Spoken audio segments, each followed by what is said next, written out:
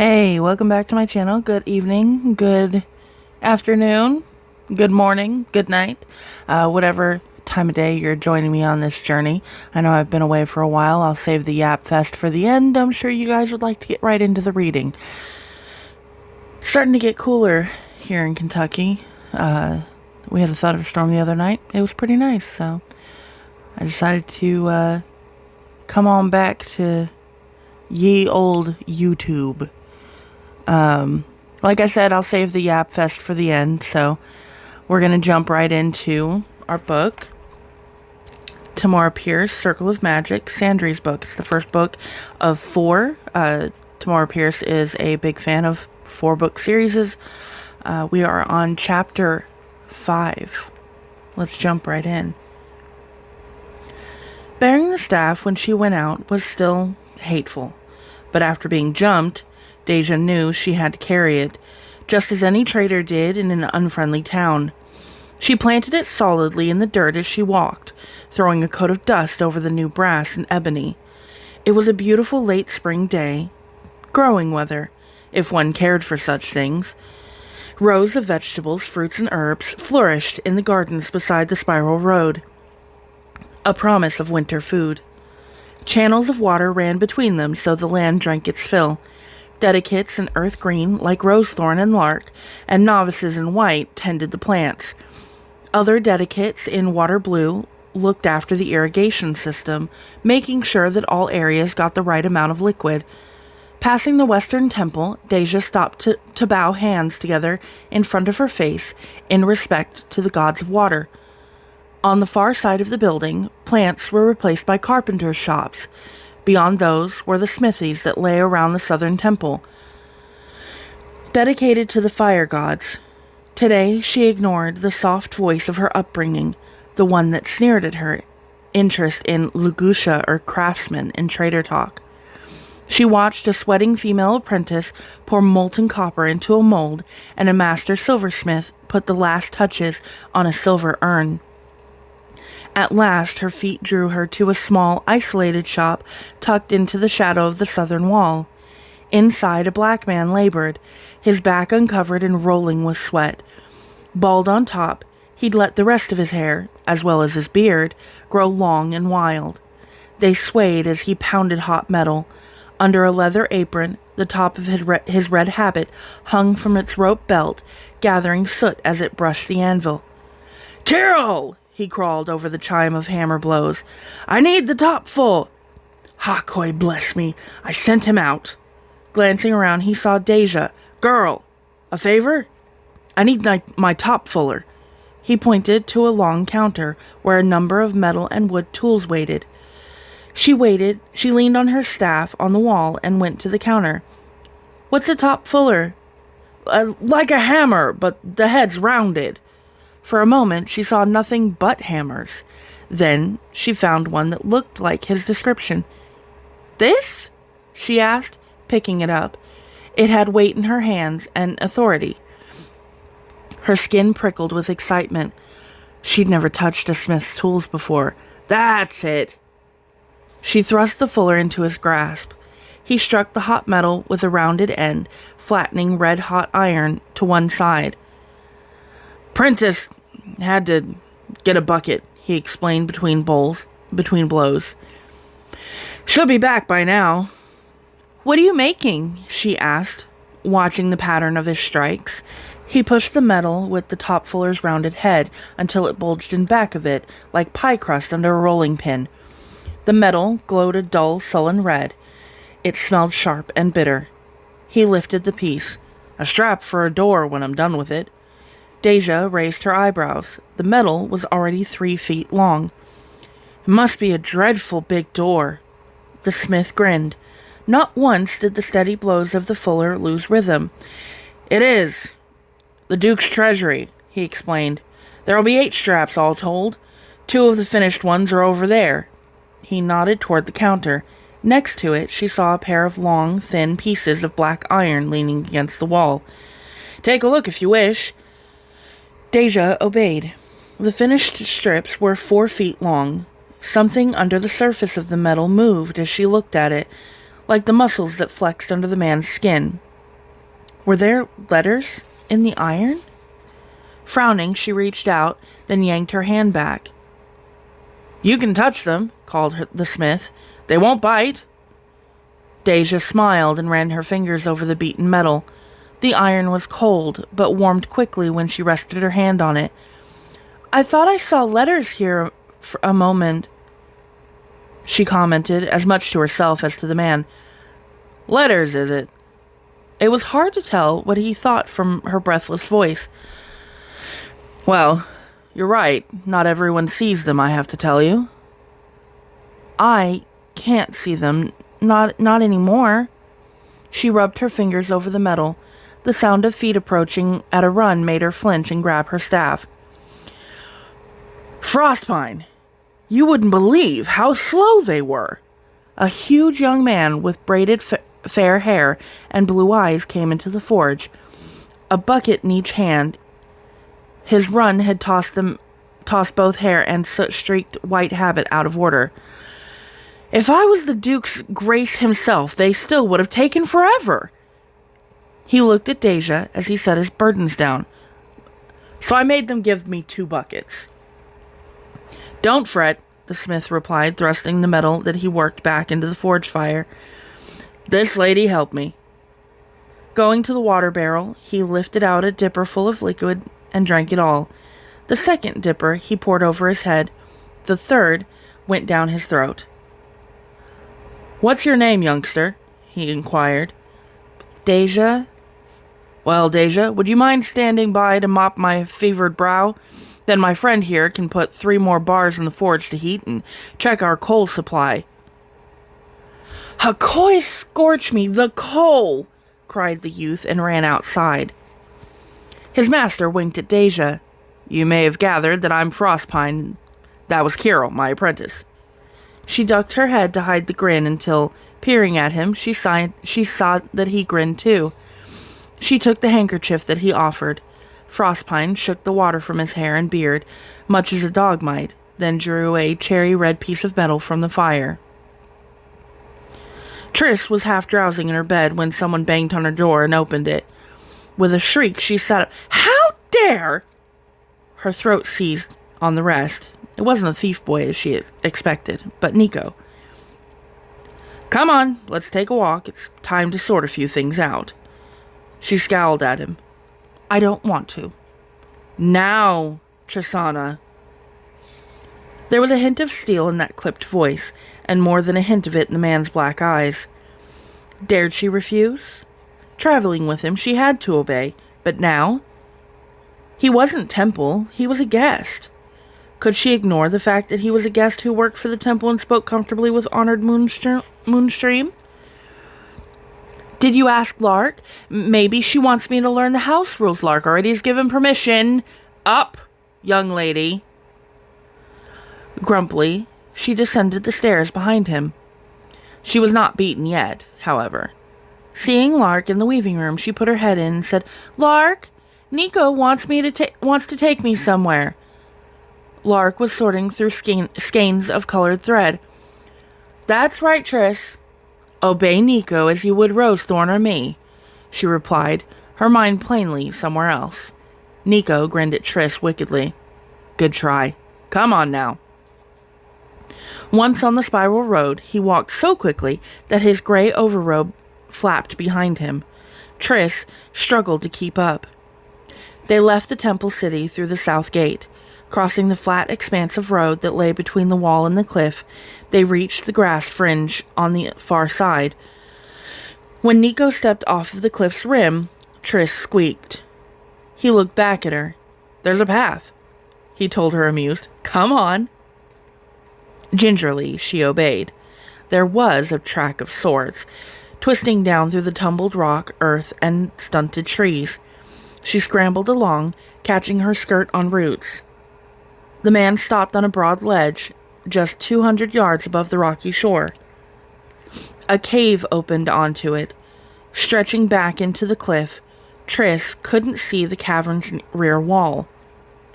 "This will do." Nico sat cross-legged just inside the cave's mouth. He patted the ground next to him. "Have a seat." She mopped her sweaty face on her sleeve. Why? Because I ask. Because you don't have anything else to do just now. I'd actually meant to talk to you when we traveled together, but I forget what distracted me. You found out the captain had been to the Strait of Dragons, she said patiently. You wanted them to tell you about it. She enjoyed those tales herself. And right after I got here, you had to leave again in a great hurry. That's right. I had the vision that third ship Kasubo was about to put to sea. Well, nothing's going to interrupt now. Sit, please. Grudgingly, she obeyed. He looked at her and sighed. I wish that by now you could trust me. She looked out through the cave entrance at the clouds. Everyone I ever trusted sent me away, she said flatly. For a while, he said nothing. Triss, glancing at him, saw a look of pity that made her blush with embarrassment. At last, he reached over, squeezed her fingers, and let go. Then I will just have to hope that you change your mind someday. In the meantime, you're going to learn meditation. Why? She demanded. The others don't have to. They start tomorrow. As for you, why now? His eyes held hers. She tried to look away, and couldn't. Things happen when you get angry, Triss.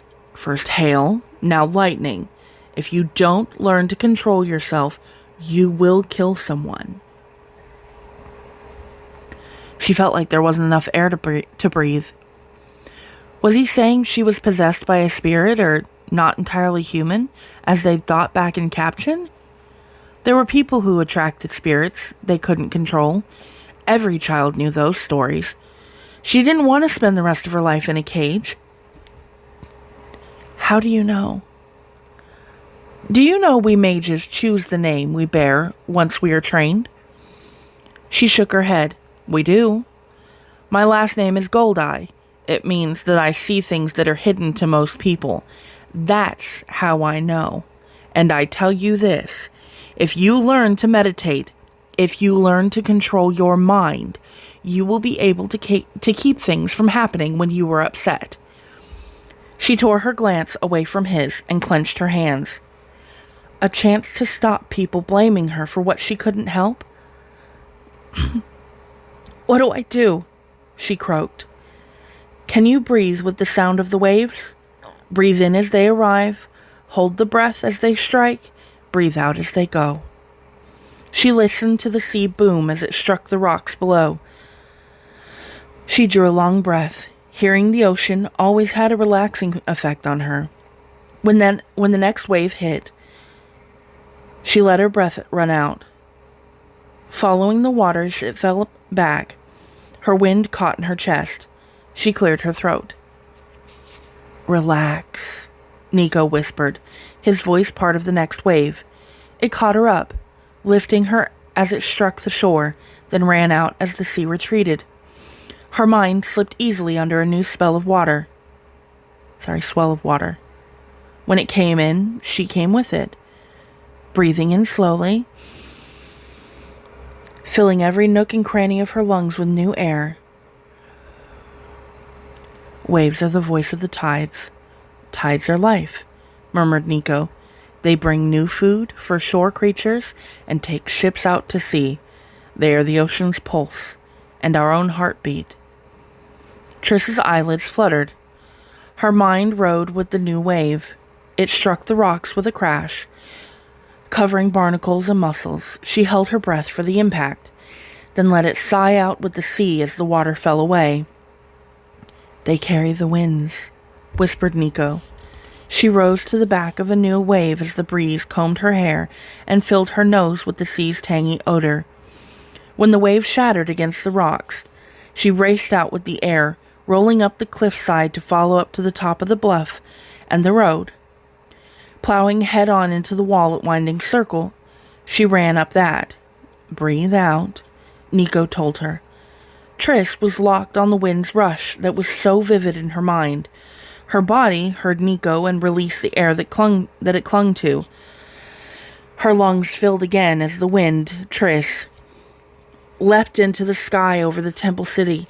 Here she was buffeted by new kinds of air. It rose from the gardens, rippled over forges and ovens, puffed in the beat of looms, stuttered over the surface of wet clay. Feel how you are right now? Like a wind yourself. Your wings passing over the circle of the walls? Nico's voice filtered through her thoughts. Pull your wings in on yourself. Instead of being a wave of air, draw yourself in until you are a rope of it. Breathe in and pull in. It was like the gathering of the sides of her cape when they were flung out and wrapping them around her. When she breathed out, she gathered more folds of herself under the outstretched fingers of her mind and pulled them in. She shrank into a rope, feeling pressure from the temple's warm spots under her narrow length. Opening her real eyes, Triss yelped. Nico shone with a blinding white radiance that left dark spots on her vision. As if she stared at the sun. Her cry pulled in too much air, and her lungs protested. For a brief moment, she felt her mind fling itself out wide again. Then her sense of being anything but Triss was gone. Nico patted her on the back while she coughed long and hard. As she got herself under control, he offered her a drink from the canteen that swung at his waist. There now. Wasn't that fun? He asked. We'll keep practicing that until you limit the area that your mind covers without having to think about it.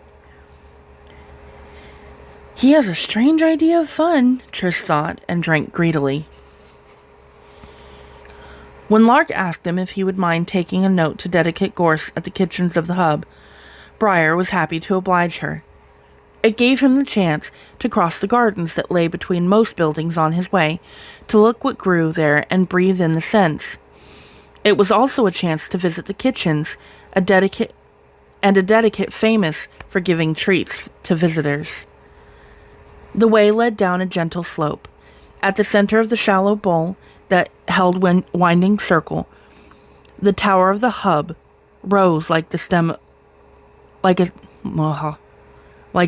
the top. Don't forget to hydrate.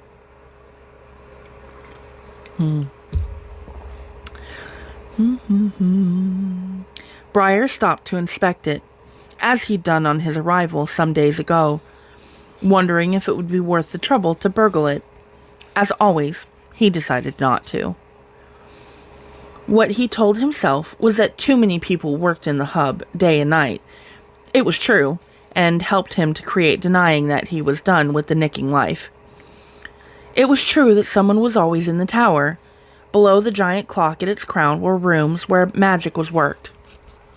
Or so Nico had said. He took that, as he did all of Nico's mentions of magic, with a shrug. For Briar, the real magic of the hub was in the bottom 2 floors, where enchanting smells flowed through the open kitchen windows. Reaching the tower, Briar inhaled the mingled odor of stew, bread, spices, and charcoal. Then, mouth-watering, he carried Lark's note inside. When he left, 2 pastries stuffed with honey and nuts rested in his belly, and he carried a string bag with another 12 pastries for discipline. Now, for a little while, his time was his own. "Where's the greenhouse?" he asked a novice who labored in the small rose garden. The girl pointed to the path that ran arrow straight from the hub to the east gate. Whistling, Briar took it and walked right into the shaft of light that nearly blinded him. Blinking, he shielded his eyes to find its source. It was a clear building over a story in height. Pulse hammering, he trotted up to it. As Rosethorn had said, it was real glass, held up by wooden beams. Inside, the air steamed. Water condensed on the inner walls and ran in drops like rain, blurring the images of the plants, bushes, and trees that grew there. How did it work? Where did the water come from? Could this crane fellow really grow fruit and vegetables out of season in there? Odd. He walked down one side of the building, staring through the wall. Dedicates in yellow habits tended the plants, so fixed on their work they did not see the boy staring in at them. Briar wished, more than anything, he could enter. He could pretend to be lost. As he rounded the corner, stepping into the gap between the greenhouse and the stable that stood against the east wall, something pulled at his heart. He moistened his lips. Suddenly they were dry to the point of cracking. He felt brittle and squeezed. Frowning, he placed a hand flat on the glass. There, to the right. The sadness came from that direction. Carefully he walked along, keeping his fingers on the glass. When his palm itched, he stopped. On the other side of the glass stood a tree, little more than a foot high. But for its size, it looked like one of the low, spread-branching pines that grew on cliffs along the coast. He squinted, trying to get a better look through the misted glass. Some of its twigs were brown. "Here, what are you doing?" The speaker was a tall, lean man with lank, black hair and a thin, suspicious face. He wore the yellow habit of the air temple with a black stripe on the hem, the same garment worn by the women who'd wrapped Briar up in his old dormitory.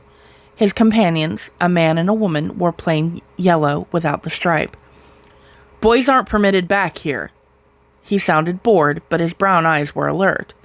Briar glanced at the stable. "But horses are?" The woman growled. "Mind your tongue, boy. This is Dedicate Crane, first dedicate to the air temple that you're speaking to." Crane raised a hand to silence her. "Where are you housed?" he asked, looking down a very long nose at Briar. "Have you permission to creep around?" The boy offered the iron token that Lark had given him to show that he was allowed to wander. Crane shoved it under the woman's nose. "Look, it's from Discipline Rosethorn." He no longer seemed bored. "Are you her spy, boy? Out to steal cuttings for that patch of scrub she calls a garden? And where did you get those pastries?" Briar could see that Dedicate Crane was determined to think the worst. Snatching the token from the man's fingers, he ran, leaving the greenhouse and the sad tree behind. Soon after Lark had gone on an errand to the looming houses, Sandry gave in to temptation and went into the Dedicate's workroom. Poking around, she found baskets of fleece that had yet to be combed and prepared for spinning. Sandry knelt beside them and lifted out a hank of wool. When she touched it, strands rose on end. Wool, fiber, and thread always moved when she was near. She had no idea why.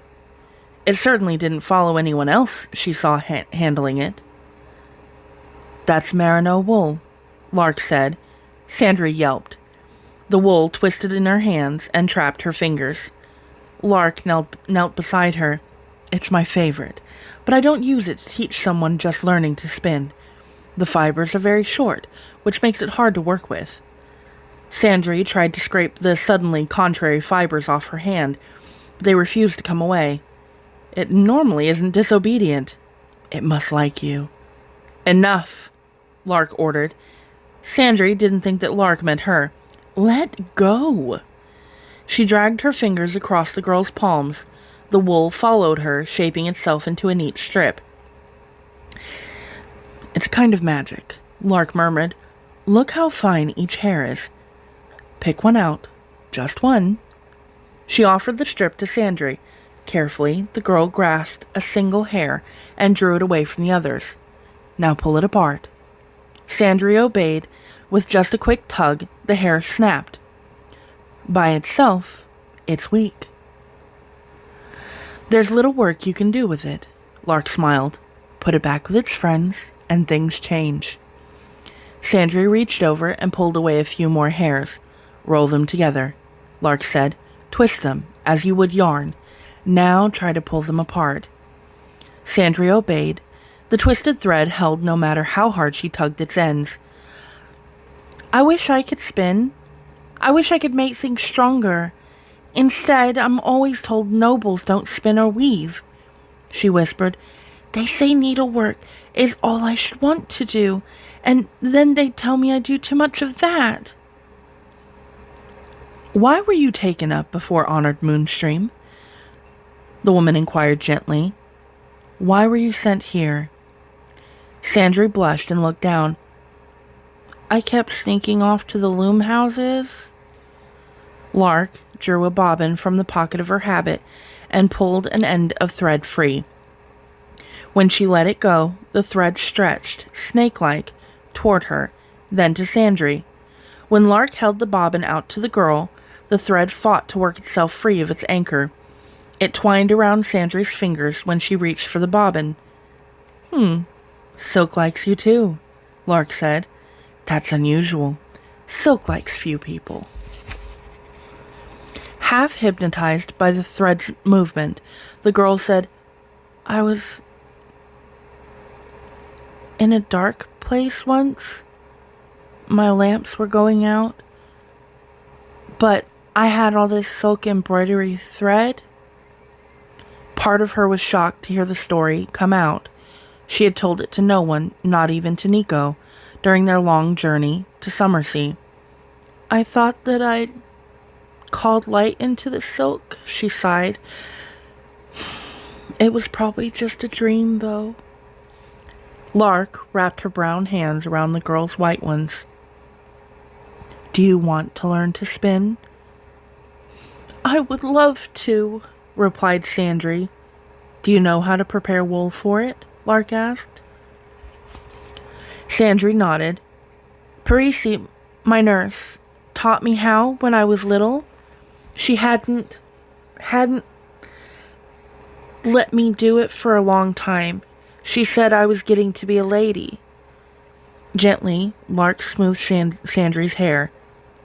Then find me a basket of rolags, if you please, and a drop spindle, one with no leader on it or thread. Next to the uncombed wool was a straw basket with a cloth lining. It was filled with the long rolls of combed wool, called rolags. Sandry picked it up and offered it to Lark, then found a spindle that had no yarn or thread on it. Bare, it looked like a child's top with too long a stem. When Sandry took it to Lark, the woman asked, Do you know the names of the parts? The girl shook her head. All the ones I ever saw were being used, and I got scolded for asking. You won't be scolded for asking questions here. Lark pulled the woolen disc off of the stem. This is the whorl. In her other hand, she held up the stick. Here's the shaft. The whorl fits on the short end like this. She thrust the pointed end of the shaft through the hole in the whorl. Putting the complete spindle on the floor, she gripped the long stem and twirled it, as if she played with a top. Like the toy, the spindle whirled on its point. With spinning, you learn how to control the spindle and how to feed your wool to it at a steady rate. That's why you see even 5-year-old children spinning. It's easy enough once you learn how. I'll show you how to place the leader yarn and how to store your spun thread later. Right now, there's something I need to see. She drew a piece of yarn from a pocket. In a series of quick movements, Lark fixed it around the whorl and shaft and tied it in place. This string is your leader, the thing that makes the thread happen. She held out a hand. Give me a rolag. Sandry took one of the specially prepared bunches of wool from a basket and put it in Lark's outstretched palm. Watch, Lark ordered. Overlapping the end of the wool with the end of the leader yarn, she gave the spindle a gentle twist. As it turned, Sandry could see the yarn and the fibers attached to it. Twirl until the loose fibers wound themselves into a tight string. Her grip on leader and wool just tight enough to keep everything from dropping from her fingers. Lark allowed the spindle to fall slowly to the floor hanging from the new thread. A bit at a time, she let new fibers from the rolag get caught in the twirling thread until they were thread as well. "I love this work," Lark murmured. "It's soothing." Sandry nodded, eyes never leaving the spindle. No matter where we traveled, I watched the local women as they spun. It always seemed like magic." "It is magic.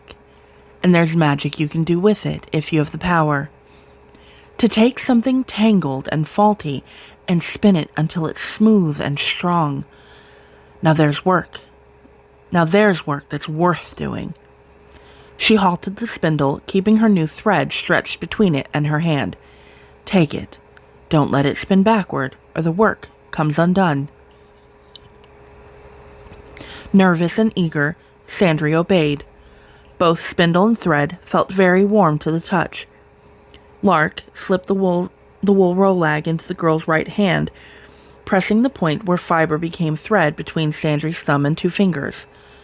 The girl squeaked with surprise and dropped the spindle. It whirled in reverse. The leader yarn lost its grip on the new thread, which untwisted itself. She was left with a handful of unspun wool. "Donkey dung!" Sandry blushed. "I'm sorry, I didn't mean to." Lark chuckled. "I know exactly how you feel. It happens so much faster when it all goes to pieces. Pick it up, lay 2 inches of leader yarn over 2 inches of wool fiber." As Sandry obeyed, Lark went on. "Think of something outside the work. Your heartbeat, perhaps, or your breathing. Twirl the stem clockwise. Draw the wool gently from the rolag into your thread. Let the spindle drop slowly to the ground as your new thread lengthens." Sandry trembled as she flicked the stem to the right. The spindle twirled. She had to let the tool fall, but she also had to feed bits of wool into the thread. She could only use one hand to steady her new thread, because didn't she have to give the stem of the spindle another twirl? It must be winding down. She looked down just as the spindle slowed almost to a halt, then twirled in the opposite direction. The thread fell apart, dabs of wool dropping to the floor. "Cat dirt, cat dirt, cat dirt," she muttered, smacking her forehead. Patiently, Lark helped her to begin again. "Think of a rhythmic sound, one you like to hear, one that's soothing." Lark's voice was soft and as warm as honey. Listening made Sandry a bit drowsy. "Close your eyes for a moment and listen for it. It'll help you to keep control over the spin." Eyes shut tight, Sandry listened, though she wasn't entirely sure what she listened for. A rhythmic sound. A soothing one. Her thoughts skipped to the past, to last winter, after she had come out of the storeroom. Nico had found her a bedchamber in the Hadaran King's palace, above the room where the royal weavers did their work. Lying in bed, staring at the ceiling, at first, she had refused to take an interest in anything. Why did she have to? Her entire world was dead. The beat of looms under the floor pressed on her, without her wanting it. The bump thwack they sounded, dawn to dusk, wove into her breath and heartbeat.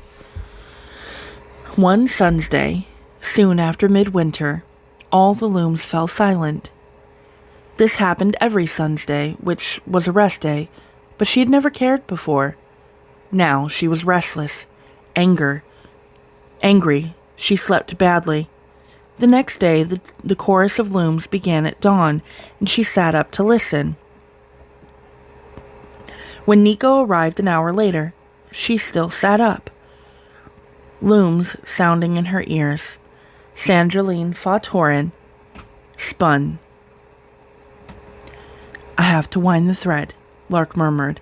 The girl blinked and looked at her work.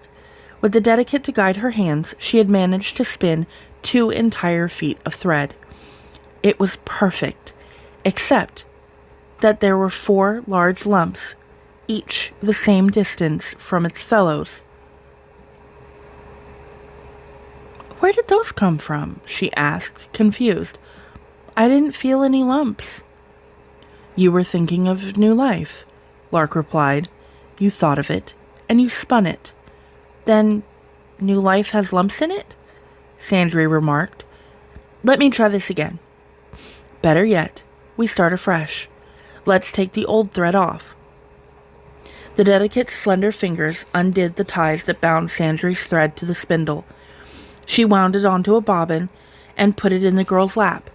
"Keep that," she said, "and keep it safe. It's your first thread. It's important." There was plenty of light remaining in the day when the disciplined residents gathered for supper, without Nico. Carving the chicken, Rosethorn looked around the table and said, "You boy!" "Briar," he said quietly. He was afraid to look at her. She might remember that he'd touched the plants that wound around strings and punish him. "Briar, you have hands attached somewhere, do you not? Pass the bread to..." She squinted. Rosethorn squinted at Triss. "Triss," Lark said helpfully. Rosethorn made a face. "And you, Sandry, I'll take that." The girl handed over a bowl of rice, lentils, and onions. "And this one?" Rosethorn nodded toward the trader. Deja stared into space, hearing the ring of Fuller on hot metal. She didn't notice that Rosethorn was trying to pass a dish of chicken to her. At last, the dedicate thrust it under her nose. Deja came to herself with a start. "What?" she said, startled. Briar snickered. "Deja, is it? I remember now. Well, Deja, would you be so kind as to relieve me of this?" Rosethorn demanded, "before my hand falls off?"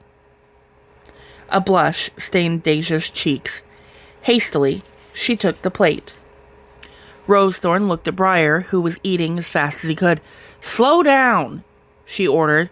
"By the time it reaches us, the food no longer tries to run off the dishes." Briar met her gaze. Under fine brows knit together in her normal, irritated expression, she had large brown eyes with a touch of humor in their depths. His pace slowed. As if his mouth had a mind of its own, Briar heard it ask, what does it mean when a tree has some green leaves and some brown?" He cringed, waiting for a slap. Rosethorn frowned. "Did you see it in the fall?" "No. Today." She wasn't gonna hit him? It's what any grown-up would have done back in Deadman's district in Hajra. "Then, the stem that has brown leaves is dead. The whole tree may be sick or dying. Where did you see it?" He winced. It had been hard enough just to ask. He wasn't at all ready to mention Dedicate Crane. "Around," he said vaguely. Rosethorn sipped her juice.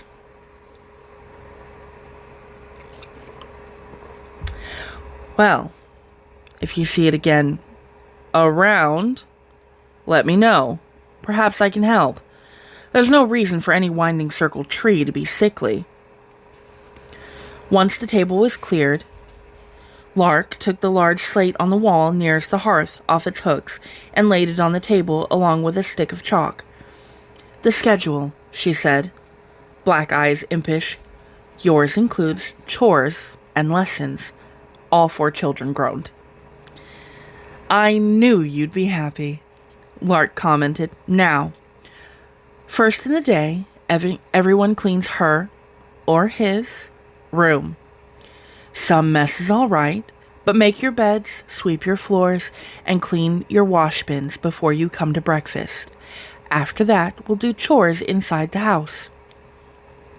She bent her curly head over the slate and began to write. Briar frowned. "What if I don't know how to do any chore stuff?" Lark smiled. "We'll show you." "I've done housework before." "Forever," Trish said glumly. "It's not hard to learn. She looked at the others, wondering how good they would be. Sandry had probably had servants all her life. The only things Triss knew about traders were tales of secret rituals and how they cheated merchants. Did the tales mention cleaning and sewing? She couldn't remember if they did. "I'd better not get stuck doing all the work," she muttered. "You won't," Lark replied. "That's why I do a schedule. As the moon goes from full to full, you all share the chores. No one gets stuck with the hardest ones every time. We have terrible ways to ensure no one cheats," Rosethorn said, leaning back in her chair. 4 pairs of eyes fixed on her as the children tried to guess if she was joking or not. The tiny smile on her lips was not at all reassuring. "After chores," Lark announced, "you learn to meditate under Nico's supervision." "What's meditation?" asked Deja. "It's clearing your mind." "It's controlling your mind," Rosethorn said at the same time. Lark smiled. "As you can see, it serves more than one purpose." "It's priest stuff," grumbled Briar. "Real people don't need it." "But you're no longer a real person, boy," Rosethorn commented wickedly. "You live here. You're halfway to being a priest yourself." "Meditation teaches self-control," Lark told the children firmly, with a look at Rosethorn that said, "Behave." "It teaches discipline. You learn to govern and organize your mind. Since a few of you were sent here because it was thought you were ungovernable," Sandry, Triss, and Briar turned red. "Meditation could turn out to be the most important thing you do here." "It can't hurt, and it might help," said Rosethorn. Lark examined the slate. "After that, midday and cleanup. Then, during the summer, Winding Circle has a 2-hour rest period during the hottest part of the day. That time's yours. After it, we'll arrange for lessons of some kind. I'll take care of that sometime this week. Then, supper and cleanup. Here, we bathe daily after supper in the Earth Temple. Free time for a while, then bedtime." She looked at Deja and Briar. "We didn't take you to the baths last night because you were still getting settled. That was an exception, not the rule." "Aren't temple baths just for dedicates and novices?" asked Sandry. "We have permission to bring our charges," Lark replied. "It's easier on everyone." She looked at the children's faces. "Don't look so glum.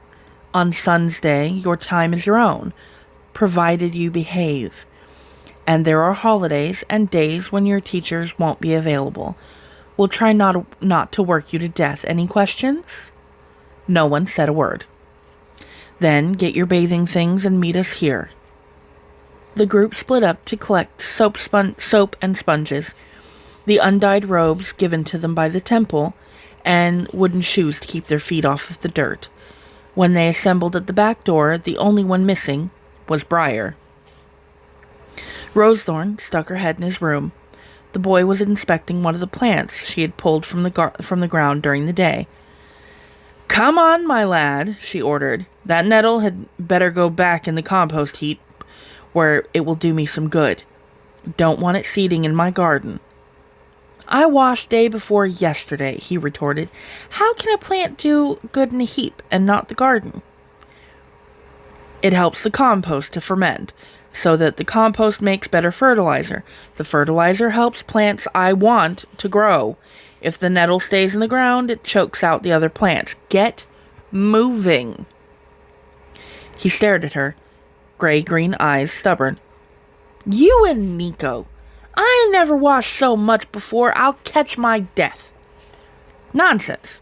Think how nice you smell." When he didn't move, Rosethorn's eyebrows twitched together. "I've used up my week's allowance of patience, boy. Everyone bathes here. Every day. You don't have a choice." He bit his lip. If he refused, She might get rid of him. And she knew about plants. Then he thought of something and grinned. Unlike Sotat, here the sexes bathed separately. He'd wait until the women entered their side of the bathhouse and return to the cottage, making a note to wet his hair to convince them. He gathered his things and followed the others outside.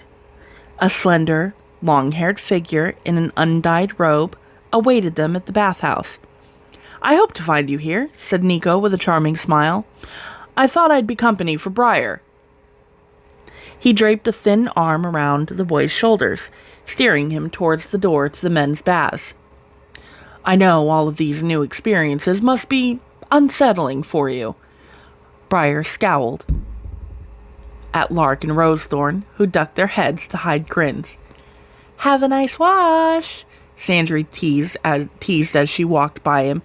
"Make sure to get behind your ears, kid," Deja added.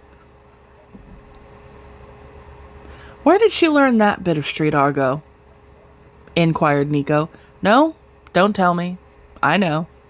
Come, Briar, the sooner we begin, the sooner you can dry off." As the girls entered the main chamber of the women's bath, Triss backed up a step, shaking her head. "Now what?" said Rosethorn. The handful of bathers already in the pool turned to stare. I'm not bathing in front of people," Triss said, crimson-faced. "I thought you had private baths, like in the girls' dormitory.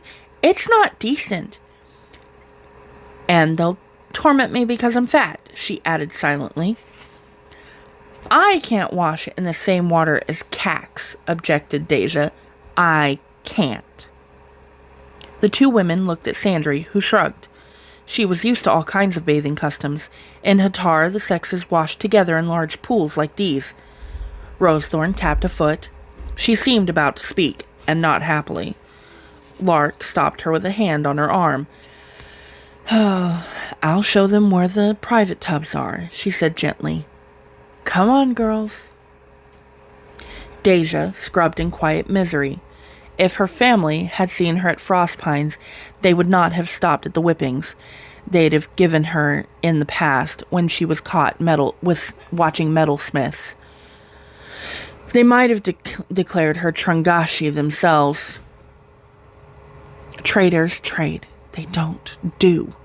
Her mother had told her time after time. We don't handle. We don't work. We pay Luxia the lowest price we can get for their pieces, then we sell to the highest profit. It's all right to smile, listen to their tales, compliment them on their craft, if it means closing the trade. It is not all right to show an interest on your own account. I'm so confused, Deja thought, drying off. I don't know what's proper anymore. I don't even have anyone to tell me what's proper. Maybe I must work it out for myself. And how am I supposed to do that? Okay, so that was Chapter 5. We are about to go into Chapter 6. Bear with me a moment. Please hold. Chapter 6. When the porridge came to him the next morning, Briar took a ladleful, placed it in his bowl, looked at the results, then added another. No one scolded him or took the pot away. He considered adding more and decided not to push his luck. He was still trying to see what was allowed and what wasn't. Once Lark and Rosethorn asked the blessing, he began to eat greedily.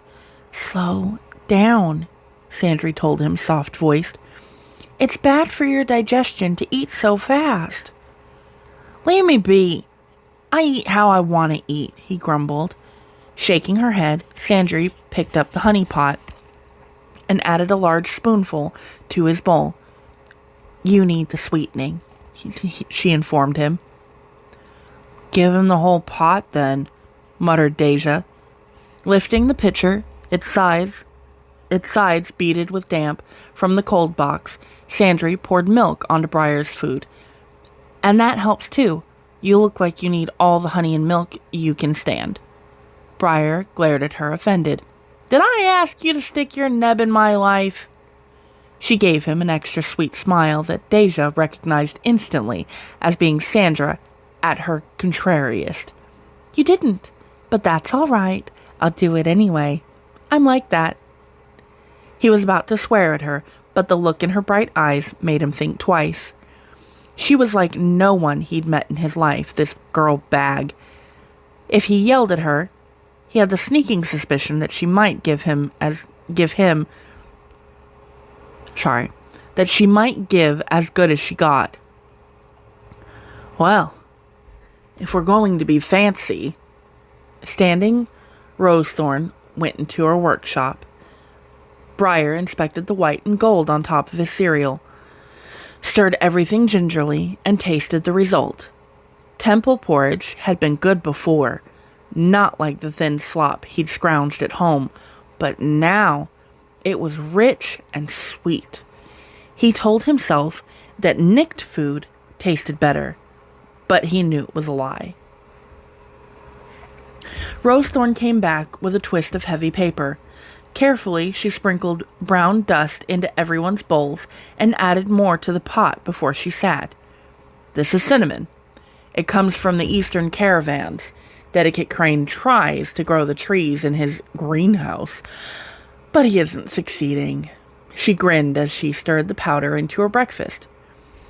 When the boy tasted the addition, he began to shovel food into his mouth as fast as he could swallow. Sandry opened her mouth to protest, then gave up. I don't see why you and Crane can't declare a truce, Rosie, complained Lark. You liked each other once. Before he decided to play tricks on plants, retorted the other woman.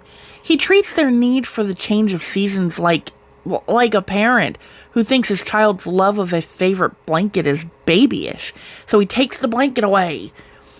Crane acts as if plants are wasting their time during fall and winter. Plants need to die? Asked Briar, startled. Don't talk with your mouth full, snapped Rosethorn. They need to rest. It's not the same thing. Taking his empty bowl, she ladled in more porridge. What? He's underfed, she said defensively to Lark, who watched her with a knowing smile. After breakfast, all of them set about doing their scheduled chores. Briar was saved from having to admit he couldn't read the marks Lark had made on the big slate by the marks Lark had made on the big slate by Lark herself, who showed him how to scrub the cottage's small privy. For a change, Briar had no thought of abandoning the work or even doing it badly. He had plenty to think about that morning. Chief in his thoughts was the small tree that he had seen not only the day before, but in his dreams as well. When he returned to the cottage, the girls were finishing up their own chores. Rosethorn had gone into her workshop and closed the door. Briar could hear the sound of a sweeping broom in there. Lark was reading a message slate that had been brought to her by one of the temple runners. As soon as you're finished, you're all to meet Nico at the hub, Lark told the four. Go straight there, mind. No side trips along the way. Digging in her pocket, she produced one of the round iron tokens that indicated they were supposed to be roaming, and tied 4 short threads around the hole at the top of it. She handed it to Deja. Stay together. Remind Nico that you're to come back here for midday. Deja raced upstairs to get her staff. I like carrying it, she told Sandry, who eyed it with distaste. It prevents misunderstandings. Walking with girls? Briar grumbled as the four ambled down the spiral road. Respectable girls. I can't never show my face in Sotat again. You're just complaining to be complaining, Sandry pointed out. We haven't done anything to you. Yet, he retorted and fell silent. 5 boys from his old dormitory approached them on the road. One of them was the youth who'd claimed Briar had stolen his cloak pin. Inside his pockets, Briar's hands doubled into fists. It's the thief, sneered one boy. A thief and a traitor? Another added, holding his nose. Which is the lowest, do you think? Deja shifted her staff until she gripped it with both hands. She wouldn't start a fight, but she wouldn't put up with nonsense either. A thief's a thief, said Cloakpin icily. It doesn't matter if you call it that or traitor. Sandry grabbed Briar and Deja by the elbows. Don't do anything, she hissed. They're not worth the trouble it takes to blow them from your noses. I don't need a keeper, hissed Briar, yanking away from her. Who's your play pretty thief boy? Cloakpin demanded. Who's the fatty? Muttered one of the others. Triss went pale. They just let anyone in the circles, don't they? Jeered the boy who disliked traitors. He threw the core of an apple he'd been eating at Triss and made oinking sounds. Suddenly, the air went cold. Something tightened around and inside the children in the blink of an eye. A faint crackling filled their ears. That's what this is, cried Cloakpin, his eyes bright and gleeful. He didn't seem to feel anything odd. A herd of pigs! A small herd! Maybe they'll Fatty and the traitor show promise. The hair rose on Sandry's arms. Triss, no! She hissed, feeling somehow that Triss was the source of the weirdness in the air. Let's get out of here. Deja grabbed one of Triss's arms, holding her staff up as a warning for the boys to keep their distance. Briar grinned savagely and put a hand under each arm, where he'd once carried 2 knives. Nico had taken them all, but these bleeders didn't need or couldn't know that. The youths back off nervously. Quickly, the 4 from Discipline took a path that cut across the loops of the road. Sandry and Briar stayed close to Triss, who was now pouring sweat. Only when she'd put two gardens between them and the boys did they slow down. Why do we do that? Briar asked. Briar came to a halt in front of the girls, hands on hips. We could have had a nice tumble, taught them some respect. I don't know why we did it. Deja leaned on her staff and wiped her own sweating face on her sleeve. I just had an idea that we had to. Sandry dug into her belt purse until she found a small glass vial with a silver filigree cap. Opening it, she thrust it under Triss's nose. Until that moment, the other girl had been staring into space. Her pupils shrunk to pinpoints, her face sickly white. When the fumes from the smelling salts burned her nose, she gasped and sneezed. As she groped for her handkerchief, the feeling of something stretched much too tight faded from the air. I got mad, didn't I? She whispered. We all got mad, said Briar. Triss looked at each of them frantically. Did anything happen? Hail or wind or... No, retorted Briar, shoving his hands into his pockets, and I'd have felt better for a proper tumble. Girls.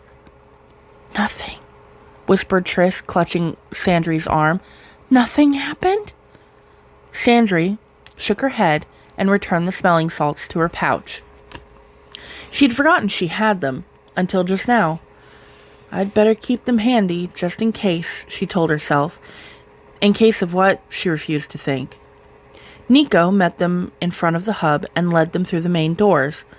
When Briar moved toward the kitchens, the man grabbed his arm and pulled him in the opposite direction, to an enclosed circle of beautifully carved wood.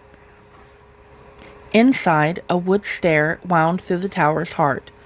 Holding the door, Nico gestured for the boy to start walking down. Sandry, Deja, and Triss followed. As the staircase door closed behind them, all 4 halted and looked around. It feels odd in here, Sandry whispered without knowing exactly why. It wasn't frightening odd, as when the boys had teased them. It was more pure, more soft. Briar scratched his suddenly tickling scalp. Triss frowned. Deja ran a hand over the beautifully carved wall and flinched. For a moment, the wood had felt alive. Biting her lip, she touched it again. This time, it felt like nothing more than wood polished until it was as smooth as glass.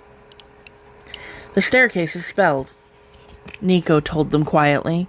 "The magical power in the hub is so great that each part of the tower must be shielded from the others to keep the different magics from bleeding into each other. In terms of magic, this is the cleanest place in all Winding Circle. You're having your first lesson in meditation here." "Why?" Sandry wanted to know. "We'd be more comfortable at discipline." "Today, we sacrifice comfort for security," replied Nico. "Every creature has magic, even if it's just the magic of life. In meditation, you open your mind. Any magic you have spills out. By learning to concentrate here, any power you release will stay here, without affecting anyone else." "What's magic got to do with me?" demanded Briar. "If I have any, it don't bother me." Deja nodded. Sandry and Triss both looked troubled. "That's all very well and good, my boy," Nico said dryly. "But have you ever thought that you might bother magic?" Briar goggled at him. "Make yourselves comfortable." Nico picked a spot on the ground floor landing and sank into a sailor's seat. The others each chose a step. "We've only an hour. I couldn't arrange to keep this floor empty for any more time than that. So, let's begin."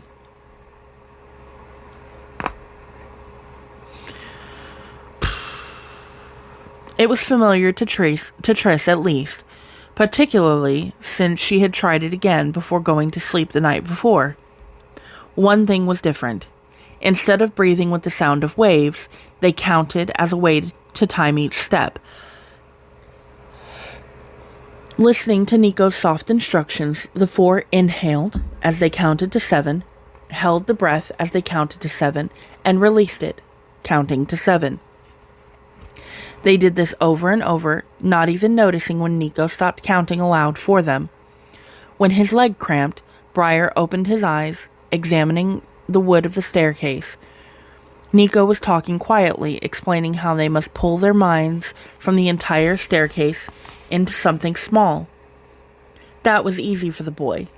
Right in front of him, someone had fitted a many-petaled rose into the carving. Shutting his eyes, Briar felt the change physically as he sank into the rose, petal by petal. Sandry placed herself in the wool fed to a drop spindle, feeling herself grow tight and thin and long as she spun herself into thread. Deja squeezed into the round striking surface of a fuller and locked her mind on the warmth of hammering cherry red iron. Once again, Triss made herself into a rope of wind.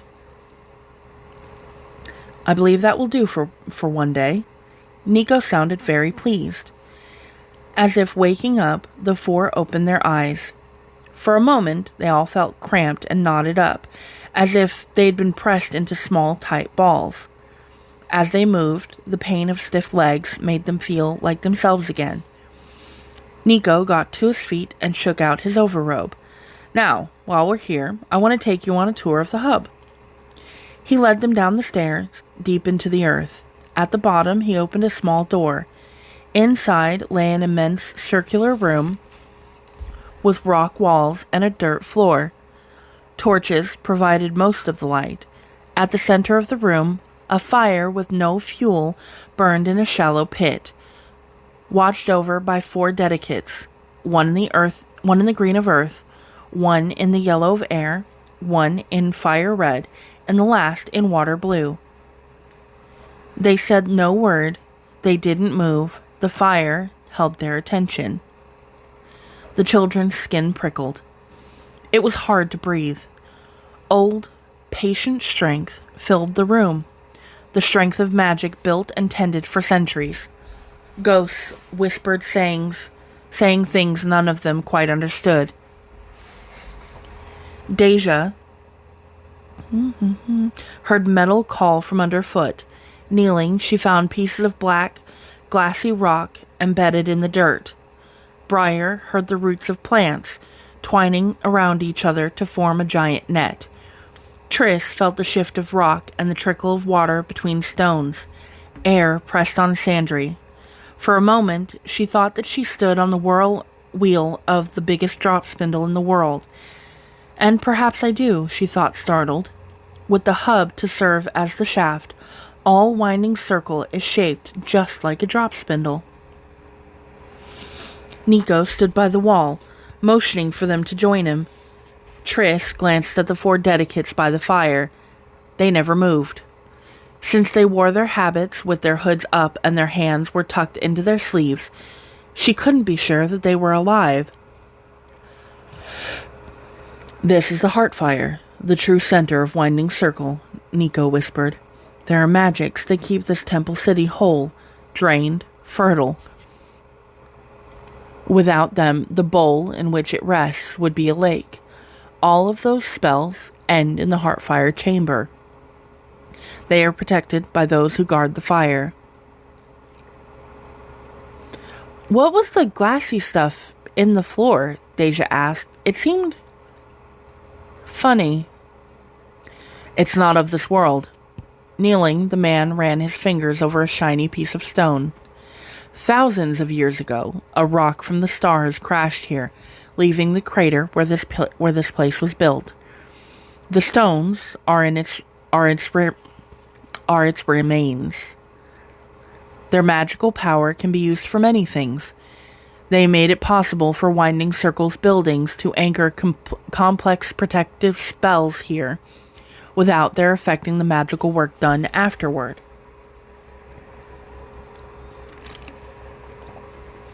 Standing, he led them out of the room and up the stairs.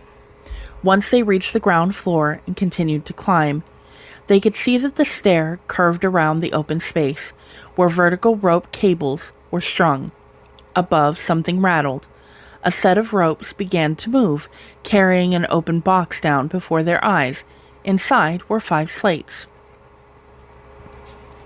"That's how information coming into the upper floors is passed to Honored Moonstream and the individual temples," Nico explained. "The dumbwaiter carries the slates to the ground floor, where runners pick them up." "I saw no runners when we came in," Deja pointed out. "They waited outside until we had finished meditating," answered Nico. "They would have found us distracting." "What's that supposed to mean?" demanded Briar. Sandry guessed. "It's to do with the thing Nico said, about us spilling magic?" Nico smiled and nodded. "That's exactly it." He brought them to a halt on a landing. Opening the door to the staircase, he beckoned for his students to look into the room beyond. It was a broad, airy chamber, its curved walls fitted with open, unshuttered windows. There were small tables, stacked with slates and chalk, placed in front of comfortable chairs. Only 5 chairs were occupied by men and women in different colored habits, all with a black stripe along the hems. These dedicates sat back, eyes closed, ignoring the breezes that plucked at their clothes and hair. Novices in white patrolled noiselessly, checking the table before each occupied chair. One found writing on a slate beside an elderly man in blue. Picking it up, the novice padded over to the door. The children stood aside to let her pass. Leaning over the rail, she tugged a rope. Nico led the way upstairs once more. "That is the place of hearing," he explained. "Those initiates." "What's an what's it?" asked Briar. "You saw the black stripe on their habits? That means they are initiated into the methods of temple magic. They listen to the winds for voices and report." Triss stumbled and fell. Deja hauled her up. "What's the matter with you, merchant girl?" "They hear voices on the winds?" Gray eyes feverish. Triss grabbed Nico's arms. "They hear people talking." "From every imaginable location." he said. They really hear voices. Really? They don't just make up things or hear what isn't there? The other children stared at her. You hear voices? Nico demanded sternly. What do they speak of? They plenty of things. Shipping, weather, sometimes booty, cow disease, she blushed, or sex. My family said I was crazy or lying or cursed. Sandry wrapped an arm around Triss and glared at the mage as if this were his fault. Your family was mistaken, he said, smoothing his mustache. The voices of madness are more interesting than what you've heard. From now on, tell me anything that you see or hear this way. Understand? It may be important. Triss gulped in air, getting herself under control. Only when she felt better did she step out of Sandry's hold. Come on, Nico ordered when it was clear she was all right. The 5 of them started climbing again. The seeing room on the next level looked much like the hearing room, except that dedicates here looked into bowls of water or crystals or mirrors, and the windows were covered with precious glass. Above that was the bird cote, where messenger birds came and went from all around the pebbled sea. Higher up was the great clock that set the rhythm of Winding Circle's hours. The 4 would have stayed here all day if they could, watching the huge gears turn. Nico finally had to shoo them out, reminding them that it would be midday soon. When they reached the ground floor, he stopped them from opening the door to the staircase. Practice the trick I taught you, the pulling in, becoming small, whenever you can. See if you can do it without having to meditate first. You all know me well enough that you're aware I don't ask things without good reason. Then what's the reason? Sandry wanted to know. For a moment, she thought that he was actually going to answer her, but he seemed to think better of it. I'd prefer not to go into it just yet, he said regretfully. Some things will be easier for each of you if you work through them yourselves. There was a rolling boom. The ground quivered beneath them. The clock overhead continued to strike, telling the community and the surrounding farms that it was midday. Now, back to discipline. Triss, I'll come for you after the rest period. We have more work to do, Nico said, opening the staircase door. And all of you, practice your meditation. Once the midday meal was over, Briar climbed the stairs to the attic. On his first day here, he'd found a trap door in the ceiling. Now he pulled down the ladder underneath it and undid the latch, crawled onto the roof. Seated on its peak, his back resting against the stone chimney, he could watch Rosethorn toil below. She worked among flowers today, passing up the afternoon rest period. This is living, he thought. No thief lord to hound him for more loot. He was fed, warm, dry, and lazing on a fragrant straw bed. The wealth of gray clouds rolling across the sky meant that the sun wasn't likely to burn him. Rain was coming, but not for a while. What he needed was a nap. For a moment he closed his eyes. The image of the ailing greenhouse tree entered his mind. Rosethorn had wanted to see it, but he had a feeling Crane would not want to show it to her. Rosethorn might not even want to look at the tree if she knew it was one of Crane's. Nap, he told himself firmly. Them that know plants are looking after the tree. Something crunched nearby. He looked. The merchant girl was climbing onto his roof. He scowled. Just because we live together doesn't mean I like you. Go away. I have the right to be here, Triss snapped. More because my room's just below.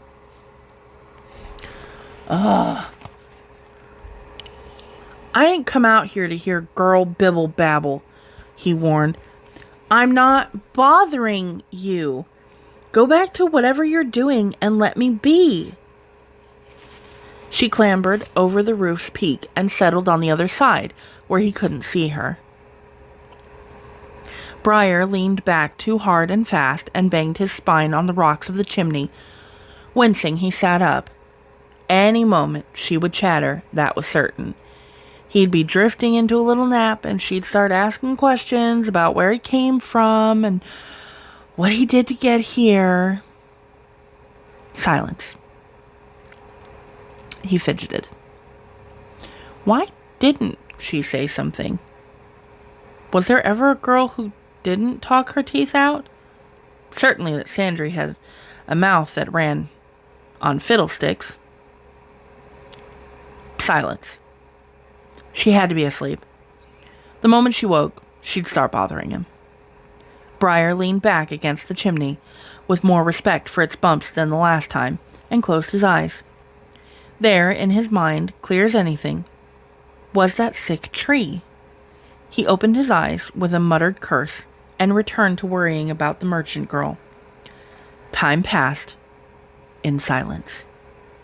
The suspense was killing him. He crawled to the peak of the roof and looked over. There she lay, hands behind her head, staring at the sky. "What are you doing?" he asked. Triss blinked. All through the meal and cleanup, she'd been thinking of deep breaths like sea waves, and of pulling her mind into one small spot. Once she was settled on the thatch, her lungs fell into the breath pattern easily. When Briar interrupted her this time, she was so deeply calm she didn't mind. "Watching a storm get born," she told him. The boy frowned. He'd seen folk hypnotized at a fair, made to do silly things by the mage who put them in a trance. When they spoke, they sounded just like her. "Storms don't get born," he scoffed. "They're just there." "You aren't looking right," she replied, still peaceful. "See? We're in a spot where you can watch clouds grow." He looked up, but it was hard on his neck. They just look like clouds. Just wait. Pick a small one and keep an eye on it. It helps if you do that breathing thing that Nico taught us. He squinted, but his neck refused to bend at that angle.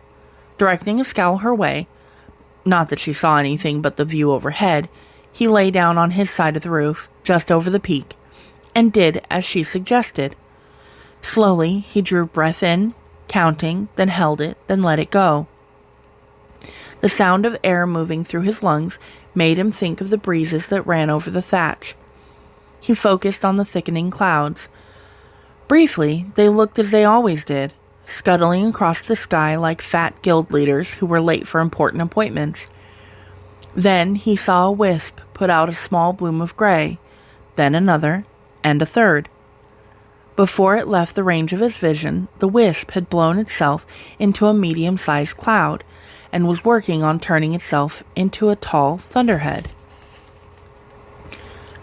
How do they do that? He picked a new cloud. It's like they create themselves.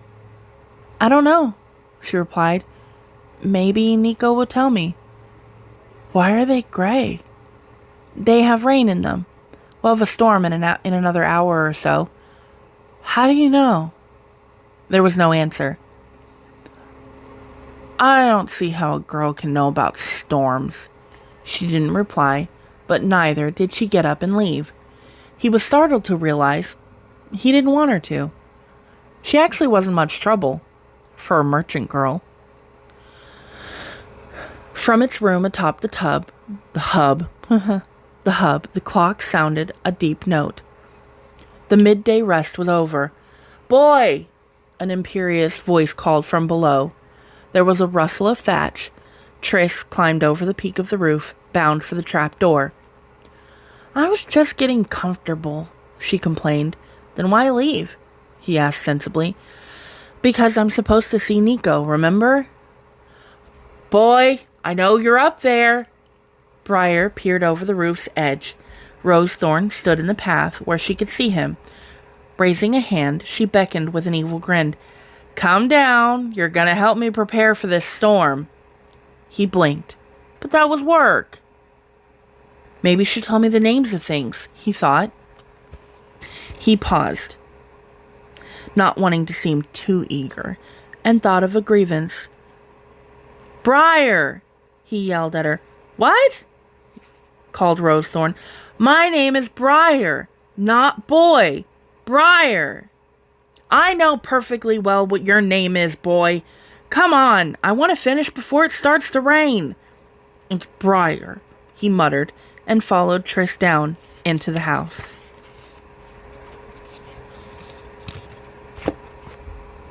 Okay. So that was episode. Ha! That was chapters 5 and 6. I feel, Sandry, all of them in small ways break my heart, right? Sandry and Triss, I think, break my heart the most. Sandry, because she comes from a noble background. Obviously, she's a Fa-Tauren. Fa, in the name, usually means that you're, or almost always means that you're some sort of royalty, right? And Duke Vedris is her uncle. Being raised in that sort of environment, she's always told what she can't do.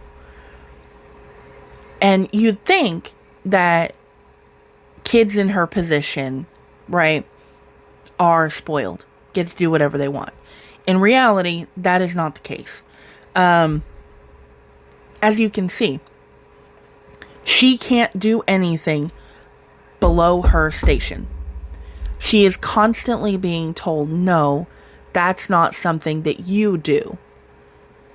And the way that she talks about wanting to do things with thread, and then being told that she's doing too much, and then being told that she can do needlework, so she starts doing needlework, and then she's told she's doing that too much, that it's causing her fingers to callus, and she can't do that anymore. So they take the thing that she loves and turn it into something that she's not allowed to do anymore, right? So now she has to watch everything from a distance, and she's never allowed to do, she just is, right? And then here comes Lark.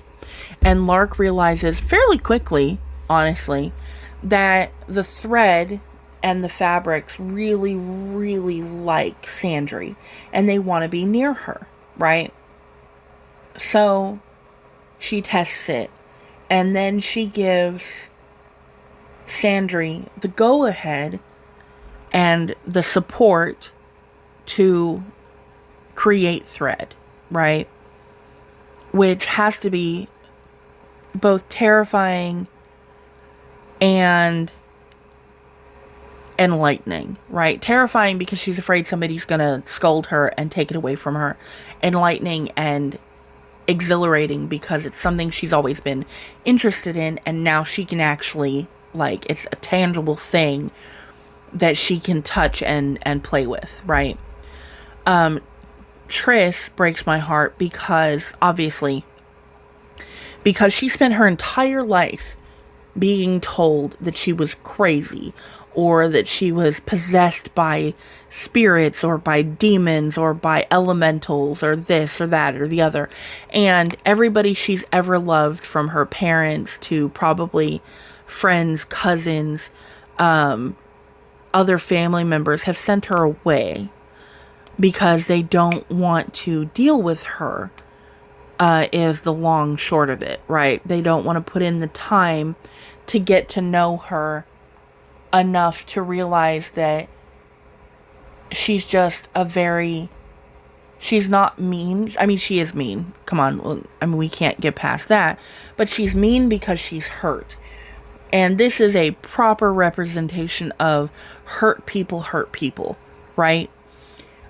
She doesn't let anybody near her or get close to her because she just expects them to leave and treat her awful when they get to know her, or when they see that she's other, that she's not like everyone else, right?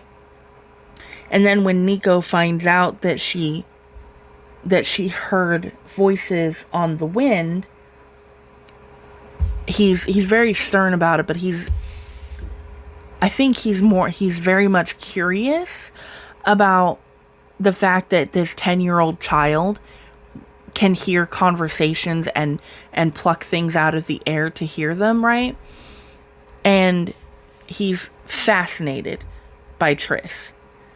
And Sandry, because she has gone through what she's gone through, is an incredibly empathetic person. And everybody expects her at some point to turn around and turn into this snobby, rude, mean person, right? Because that's her station.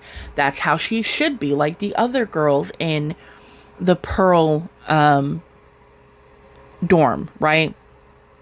A lot of them are snobby and think that they're better than everybody, but Sandry has not been that way. She might be a little out of touch because she doesn't necessarily understand why people wouldn't like her, but she's incredibly empathetic, right? And once she's explained something, she gets it. So if somebody said they're not comfortable with something, she says, okay, that's fine, and moves on, right? Deja is in the same vein. She's excused what people have told her because it's just how it's always been, right? She's told by her mother that, you can look, you can compliment, you can Twitter about it and be like, oh, your work is gorgeous. It's beautiful. I love it. I'll give you this much for it. And then turn around, and the only reason you interact with Luxia or merchants or not merchants, craftsmen, is in order to buy what they have at the lowest amount possible and then resell it for something more. Modern day would be somebody that finds something at like a thrift store. The thrift owner doesn't realize what he has, sells it, and then that person goes on eBay and sells it for $600. Recently, the new Starbucks cups came out. I only heard about this from somebody else. And my friend's husband went to go buy her one, and he was third in line. And the lady at the front of the line bought all of them, and then went on Facebook Marketplace and was selling them for an exorbitant amount of money. And people are stupid enough to pay it. It is what it is. But she went and bought all of those cups. There's no telling how much she spent, right? Because I don't know how many cups were at that location. And it's kind of the same deal, except probably a little bit less predatory than the lady in where I'm living was doing. But same idea, right? And then there's Briar. Briar just hasn't ever known anything different. He was dumped as a child. He grew up on the streets with people telling him, these are the rules, right? And those rules with the other kids on the street and with thief lords make sense to him because it's all he's ever known. He's never seen anything different, right? So his story, while it does make me sad, it doesn't make me quite as sad as the other kids. I love how I think Rose Thorn latched on to Briar, for one thing, because I think that she recognizes that he loves green things. And she saw how the plants reacted to him, right? So she's aware. But she wants to give him that structure. She just doesn't want to admit it. Anyway, sorry I've been gone for so long. I can't say I'm going to be, like, super regular about this. I'd like to be. It's just not my personality. Unfortunately, that is a flaw that I have. I had to get a new car Work has been crazy. I could give you all the excuses in the world, but here we are. I will try to remember to do the next chapter. I'm Bree, your resident reader. If you could like, comment, and share my videos, that would be great, so I don't feel so much like I'm just talking into the void. I'll see you guys later. Bye!